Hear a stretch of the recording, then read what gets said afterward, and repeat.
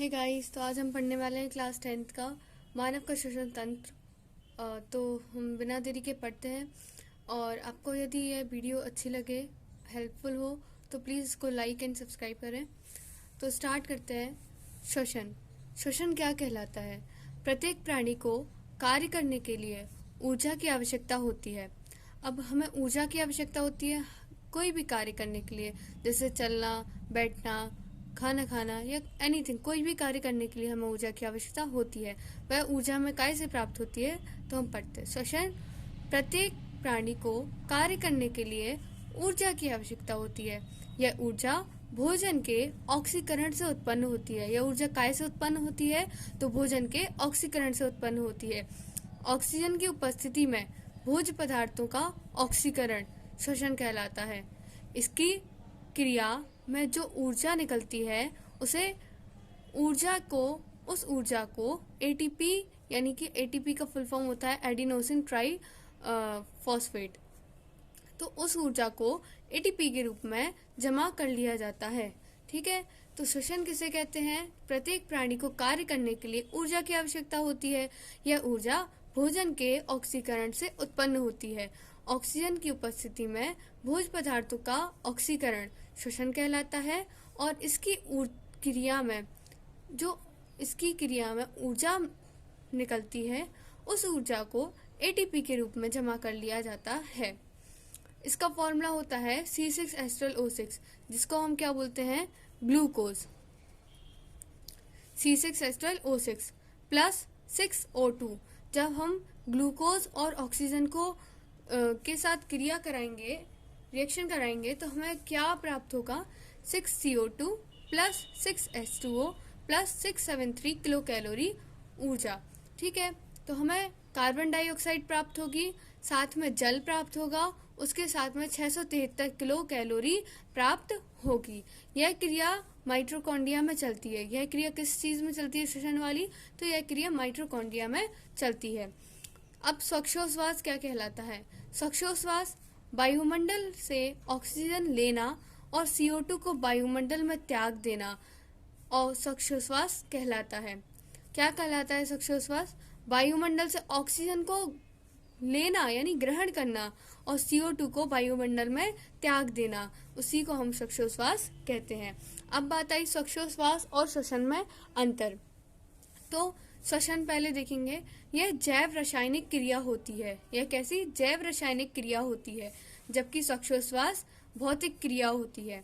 श्वसन यह एक जैव रासायनिक क्रिया होती है जिसमें ऑक्सीजन की उपस्थिति में ग्लूकोज का ऑक्सीकरण होता है। जिसमें ऑक्सीजन की उपस्थिति में ग्लूकोज का ऑक्सीकरण होता है, वह श्वसन कहलाती है। यह एक अपचय क्रिया होती है। कौन सी क्रिया होती है? तो अपचय क्रिया होती है। इस क्रिया में ऊर्जा उत्पन्न होती है। इस क्रिया में श्वसन अंगों की आवश्यकता नहीं होती, क्योंकि इसमें क्या होता है? भोजन के ऑक्सीकरण से उत्पन्न होती है। क्या? ऑक्सीजन की उपस्थिति में भोज्य पदार्थों का ऑक्सीकरण श्वसन कहलाता है। क्या बोला था श्वसन में? कि ऑक्सीजन की उपस्थिति में भोज्य पदार्थों का ऑक्सीकरण श्वसन कहलाता है। इसलिए यहाँ पे हमारे लिए किसी भी श्वसन अंग की आवश्यकता नहीं होती है। यह क्रिया कोशिकाओं के अंदर होती है। ठीक है, इसके बाद हम पढ़ेंगे श्वसोच्छ्वास। यह केवल भौतिक क्रिया होती है। इसमें पर्यावरण से ऑक्सीजन युक्त स्वच्छ वायु ली जाती है तथा कार्बन डाइऑक्साइड शरीर से बाहर निकाली जाती है। इसके अलावा इस क्रिया में ऊर्जा उत्पन्न नहीं होती। इसमें कोई भी प्रकार की ऊर्जा उत्पन्न नहीं होती। इस क्रिया में श्वसन अंग की आवश्यकता होती है, क्योंकि इसमें हमें CO2 को बाहर निकालना है, O2 को ग्रहण करना है, इसलिए इसमें हमारे लिए श्वसन अंगों की आवश्यकता होती है। अब है श्वसन एवं दहन में अंतर। श्वसन एवं दहन में अंतर। तो श्वसन क्या कहलाता है? तो श्वसन यह एक जैविक क्रिया है और दहन यह एक भौतिक क्रिया है। श्वसन में यह क्रिया कई चरणों में पूर्ण होती है, लेकिन दहन यह केवल एक ही चरण में यानी एक ही स्टेप में संपन्न हो जाती है। यह क्रिया सामान्य ताप जैसे 25 से 45 डिग्री सेल्सियस पर ही होती है। ठीक है, लेकिन जो दहन है यह क्रिया उच्च ताप पर होती है। श्वसन यह क्रिया विभिन्न प्रकार के एंजाइम्स की मदद से संपन्न होती है। श्वसन की क्रिया बहुत सारे प्रकार के एंजाइम्स की सहायता से संपन्न होती है, लेकिन दहन वाली क्रिया बिना किसी एंजाइम्स के संपन्न हो जाती है। इस क्रिया में एडीपी से एटीपी बनते हैं, लेकिन दहन की क्रिया में ऐसा कोई भी निर्माण नहीं होता, और जो एटीपी होते हैं उनको ऊर्जा के सिक्के यानी कि कॉइन्स कहते हैं। अब बात आई ऑक्सीश्वसन क्या कहलाता है, तो ये बहुत इंपॉर्टेंट है। ऑक्सीश्वसन और अनऑक्सीश्वसन। ऑक्सीश्वसन क्या कहलाता है? जब श्वसन की क्रिया ऑक्सीजन की उपस्थिति में संपन्न होती है तो उसे ऑक्सीश्वसन यानी कि एरोबिक रेस्पिरेशन कहते हैं। जब श्वसन की क्रिया ऑक्सीजन की उपस्थिति में हो तो उस क्रिया को ऑक्सीश्वसन कहते हैं। जब यही क्रिया O2 की अनुपस्थिति में होती है तो इसको अनऑक्सीश्वसन कहते हैं। ऑक्सी और अनऑक्सीश्वसन में अंतर। ऑक्सीश्वसन अभी बताया कि इस क्रिया में O2 की आवश्यकता होती है, अनऑक्सीश्वसन में O2 की आवश्यकता नहीं होती है। ग्लूकोज के एक अणु से ऑक्सीश्वसन में इसमें ग्लूकोज के अणुओं का पूर्ण खंडन यानी पूर्ण तरह से ये टूट जाते हैं, लेकिन जो अनऑक्सीश्वसन होता है इसमें ग्लूकोज के अणु का पूर्ण विखंडन नहीं होता है। इसमें ग्लूकोज के एक अणु से 673 किलो कैलोरी ऊर्जा प्राप्त होती है, लेकिन अनऑक्सीश्वसन में इसमें ग्लूकोज के एक अणु से 21 किलो कैलोरी ऊर्जा प्राप्त होती है। इसके अलावा इसमें CO2 की अधिक मात्रा होती है या अधिक मात्रा में CO2 बाहर निकलती है। इस क्रिया में अंत में CO2 और H2O जल का निर्माण करता है या होता है अंत में। इसमें क्या होता है, इसमें CO2 की कम मात्रा में निकलती है और इस क्रिया के अंत में एथिल अल्कोहल बनता है।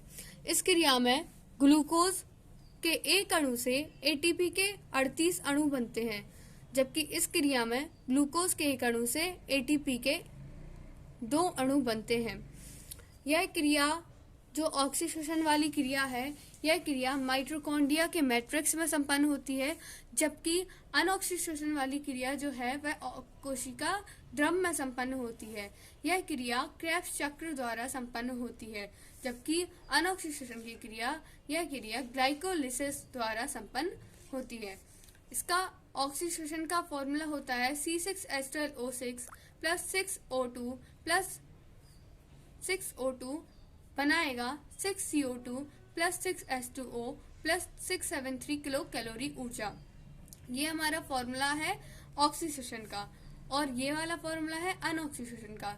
इसका फॉर्मूला है C6H12O6 कन्वर्ट करके बनाएगा 2C2H5OH plus 2CO2 plus 21 kilo calorie वीर्जा। तो आज की क्लास में हम इतना ही पढ़ेंगे। नेक्स्ट क्लास हम पढ़ेंगे नेक्स्ट टाइम पे। तो जब तक के लिए बाय। और आपको यदि ये वीडियो हेल्पफुल लगी हो तो प्लीज़ इसको लाइक एंड सब्सक्राइब ज़रूर करें। धन्यवाद।